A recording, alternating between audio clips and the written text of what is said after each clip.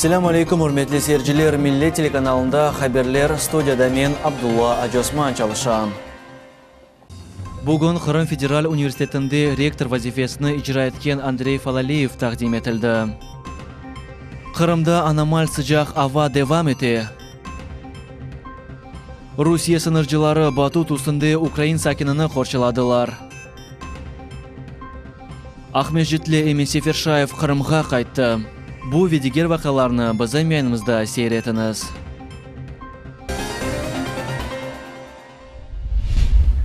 Fevkalade vaziyet nazirligi bergen ma'lumotga ko'ra, Sudaq yanında yang'in tarqaluvi to'xtatildi. Bir sutkadan ziyade tarqalgan yang'in 50 gektar o'rmonni yo'q etdi. Onu 500 insan ve 55 texnika nusxasi söndürdüler.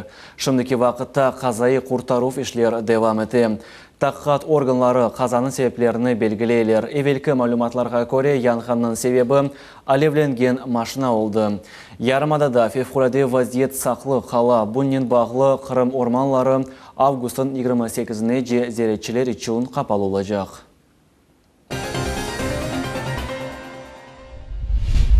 Kırım Cumhuriyeti'nin başı Sergey Aksyonov Ahmetjit'nin mühim obyektlerinde alıp barılgan kuruculuk ile hoşnutsuz kaldı. Bu vaqtda o ijtimoiy ağlarda o sayfasında haber etti. Tolstoy sokağında teplotrassa ve suv ağları gayırdan tamin etilivi ve Yalta aylanma yolunu ve Saraylı Qiyat Botki araba yolunu bağlayacak köpür keçitinin kuruluvu müddetten artta kalalar. Vazifelerini becergen insanlar nezaret geçirmeyler. Kurucu şirketler işlerini insaf ile becermeyler. İşler keyfiyetsiz becerilgeni ve müddetten keri kalğanı için Aksyonov memurlarını cezalamağa vaat etti. Вы такими темпами не закончили к Новому году. Это обычная практика. То есть, значит, договорились. Я теперь буду вас контролировать каждый день регулярно. Утраивайте количество людей, чтобы с сегодняшнего дня работали в ночную смену. Bugün Kırım Federal Üniversitetinde rektor vazifesini icra etken Andrey Falaliyev takdim etildi. Kozetuv Şurası'nın azaları o günde ilk sefer çıkışta bulunara Kırım Federal Üniversitetinin yanı beri herkesge destek için teşekkürler bildirdi. Üniversitet Kırım Cumhuriyeti'nin en büyük ali okuf yurtu sayılı. Onun terkibine 8 akademiya ve institut kiri. Mında 35 binden ziyade student tahsil ala. Kozetuv Şurası'nın reisi olgan Kırım yolbaşçısı Sergey Aksyonov ayrıca kayd etti ki, Ali okuf yurt ogunda koyulgan hiçbir vazife rektor denişovinin lahu etilmeyecek. Hatırlatamız da baride Sergey Aksyonov sabık rektorga Sergey Donichke işanmağan aqta bildirdi. Tunevin Donich o'z isteginin işten ketmek aqta ariza yazdı. Хочу сказать, что Андрей Павлович замечательный специалист. Мы пообщались, самые лучшие отзывы из предыдущих мест. Вот, на мой взгляд, то есть, уверен, что университет заживет новой жизнью. Acımuşkay adlı arbi tarihi ekspedisiyanın iştirakçıları Acımuşkay taş ocağı korçalavının kalıntılarını taptılar. Belli olğanı ki bu Arlov vilayetinin sakini Filip Glebkin'in cesedidir. Bugün gece o gayip olğan dep sayılaydı. Vatan imeycisinin cesedi Yangurazov adını taşıgan obanın meydanında tapıldı. Tamamında 2016 senesi ekspedisiyanın iştirakçıları Stalinets adlı traktorunu taptılar. Ekspedisiyanın birinci günleri taş ocaklarında da iki korçalayıcılarının kalıntıları tapıldı. Lakin onların adlarını belgilep olamadılar. Kızdırıcılar obanı temizlep uçucu arbinin kalıntılarını çıkardılar. Onun adını belgilemeye arbi medalyon yardım etti. O bugün gece yaxşı saklanılıp kalgan.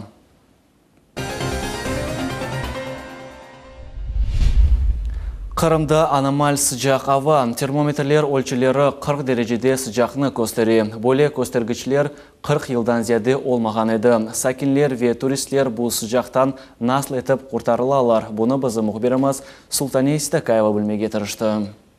Сегодня очень жарко, мы пришли купаться с братьями и сестрами. Şehir sakinleri sıcaktan tamam böyle şekilde kurtarılalar. Böyle hava bir kimseni acımay. Bu sıcakta denizge barıp olmaganlar vakitlarını çeşme yanında geçiriyorlar. Такую жару и детям везде. Не каждый сможет поехать на море, а тут, пожалуйста, вот, Ребят сколько было тут. Қызыл қоба Қырымның ең бұйық қобасыдыр. Қобалар мұнда чоқ эпосы олып, олар қиын 6 қатлы ер асты лабиринтні яраталар. Шу себептен қызыл қобаны тек гид или зиярет етмек мүмкін. Қарарлардан бірі қобада сақланмақтыр. Ава арареті ер вақыт 8 дәрежені тәшкіл етеді. Шу себептен туристлер мұнда сувыналар, веймер ақлы вақыт кечірмеге мүмкін. Владимир Решетнев білдіреге, суынмақтан ғайры мұнда теміз ветази ава. Воздух здесь очень чистый, как бы профильтрован через все эти лабиринты влажные. Вот. То есть нету пыльцы, нету пыли. Елена Старовойт Қырымға Санкт-Петербург шерінден келді. О саяхатшы. Бойлесі жақта қызыл қобаны зиярет етіп экскурсия турыны сечті. Ер асты өзенлер ве сталактит эфсанелер она тесір етті. На улице плюс 40, даже плюс 42 зафиксировано, а здесь холодно, по-настоящему прохладно. Плюс 9, наверное, не больше. И освежает. Қызыл қоба өзенден тешкіл олынды. Өзен қобадан чықып, су ұчқан учан сувыны ярата. Тамам бұл учан сувда Самара шерінден келген турист Виктор юынмаға қарар алды. Ве бойле етіп сувынды. Решил искупаться прям в водопаде. Классная погода, вообще прям жара дикая, прям спасает. Sıcak күнлерде екімлер бойле тәвсиелер берелер. Чоқ су içmek, енгіл урбалар кеймек. Күнешке чықмамақ ве алкоголь içimliklerini içmemek керек. И желательно поэтому быть на солнце до 11 часов дня и после 4 часов дня. Желательно пить больше жидкости, до 2-3 литров воды. Одежду хорошо носить хлопчатобумажную. Ярымадада ава арареті енді бір қачы рекорд қойды. Бұл авто девамында ава арареті сәкенлеріні айретте қалдырды. Синоптиклер айтқанына көре аномаль sıcak ең аздан да 2 күн девам етежек. Султани Истакаева, Рамазан Аливапов, Миллет үшін. Русия сыныржылары Батут үстінде Украин сакинini қорчаладылар. Михаил Дорошенко Қара денізде Каркеницкий адлы ерде қазаланды. Херсон вәлиетінің сакини Лазурна қасабасында қаравул оларақ чалыша. Иштен sonra дениз ял бойына ратланмаға барды ве Батут үстінде юқлап қалды. Сыныржылар қаяның үстінде ачық денізде бұл инсаны таптылар. Ер киші орта ағырлық вазетті болнайды. Ну, слышишь, вот я встал и начал звать на помощь. Потом они приплыли, я уже укрался, все нормально, слава богу, жив. Точнее, выжил. Спасибо им, конечно, но если бы не они, я бы наоборот. Русия сыныржылары қазаланған инсанны Ақмечит қасабасының меркези хастаханезіне еткізділер. Екімлер күнеш ұрывы вүджуд сывсызлануы диагнозыны қойдылар. Украинліні ашаттылар, мұсафырханеде еткізділер, урба берділер. Шымдекі вақытта Украина ватандашыны ватанға қайтармақ ақта меселе чезіле. Оның сой ақрабасына енді бұл ақта хабер етілді.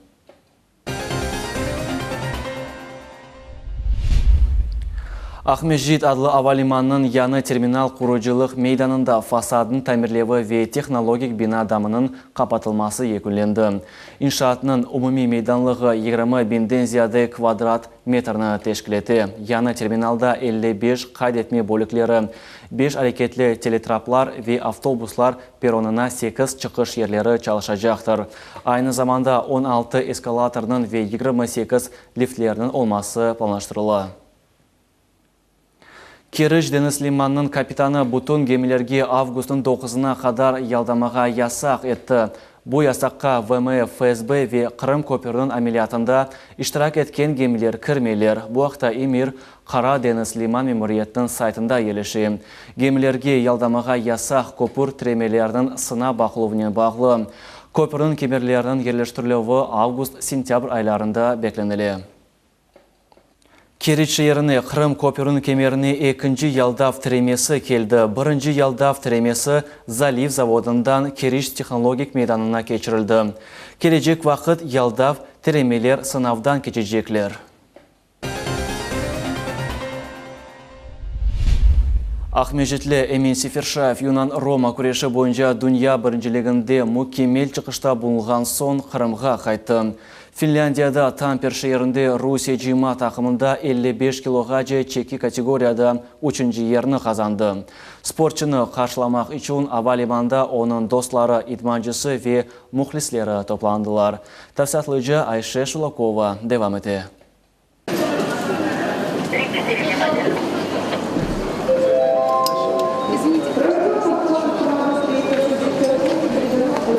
Авалиманда Тунч галипны каршыламак үчүн бүтүн Кырымдан зенадашлары идманчысы достлары топландылар. Милли байрак кужахламалар ve ачык тебессүмлер. Булар эпосы ватан топрагына кайткан юниорны бекледи. Это гордость для Крыма, гордость для нашего народа. Мы очень рады. Значимая победа и для борцовской общественности, и для народа, потому что непосредственно имин саморода крымский. Яз давамында халкара севиеде боенды экинчи буюк галебедир. Хатırlatамыз, у Авропа юниорлар биринчилигинде кумуш казанды. Юнан Рома күреши боюнча Финляндияда кечкен дүйнө биринчилигинде исе кыйын күрешти. Эрменистандан келген Авропа ve дүйнө биринчилигинин галибы тежрибели Тигран Минасянны кыйын күреште енди. Чемпионат мира прошел тяжело, так скажу. Довольствуемся бронзой. Чемпионат мира на высшем уровне прошел.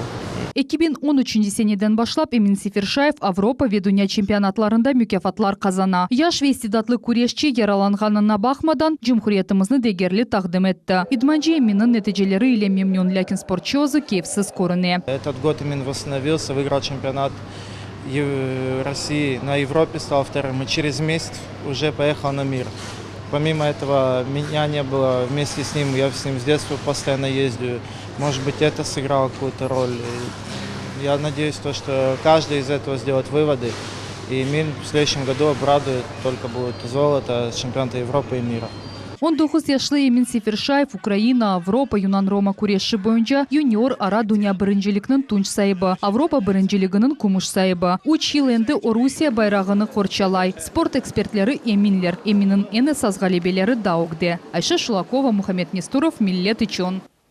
Kırımda suda kalenin ziyaretçilerini askerlikке ithaf ettiler. Böylelikle mında Genueski Шлем adlı festival başlandı. Bu merasimge tarihini sevgen Rusiyadan, Ukraynadan, Akrusiyadan ve Moldova'dan yüzlerinin insanlar keldiler.